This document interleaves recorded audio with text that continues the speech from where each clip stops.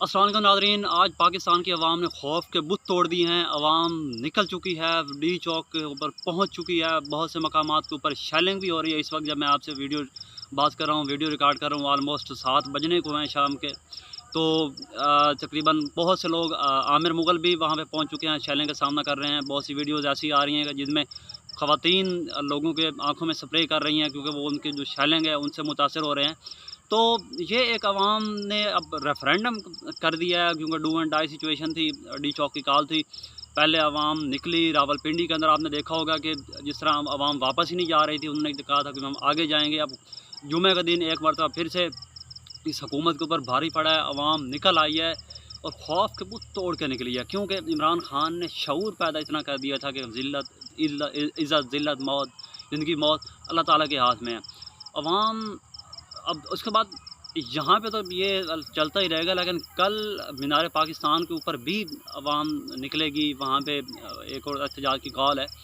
तो अगर बात की जाए, जो KPK से काफ़िले आने थे वो भी तकरीबन पहुँच ही चुके हैं इस्लामाबाद के अंदर, और आगे डी चौक की तरफ जा रहे हैं।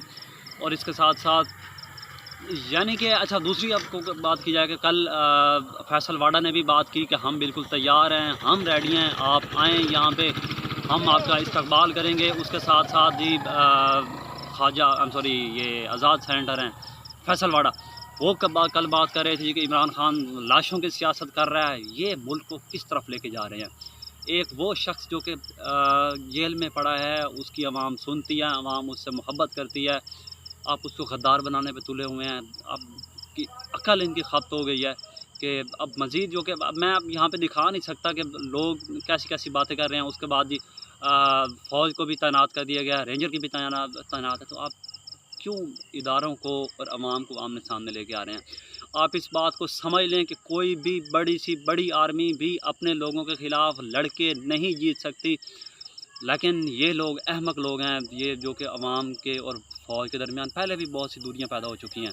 आप जाके देखें, लोगों से बात करें तो वो क्या-क्या बातें कर रहे हैं, और वो दिखाई भी नहीं जा सकती, और जो भी है। लेकिन ये ऐसे लोग, फैसल वाडा और मोहसिन नकवी जैसे लोग, ये सिर्फ़ अपने एक पाव गोश्त की खातिर, अपने चंद माह इक़्तिदार की खातिर, ये पाकिस्तानी फ़ौज जो कि लव है, पाकिस्तानी अवाम बहुत मोहब्बत करती है एक पाक फ़ौज की अवाम से, जवान से, ये उसकी दूरियां पैदा कर रहे हैं। और ये यानी कि 2 या 3 नस्लों तक ये चीज़ जाएगी, आगे ट्रांसफ़र होगी।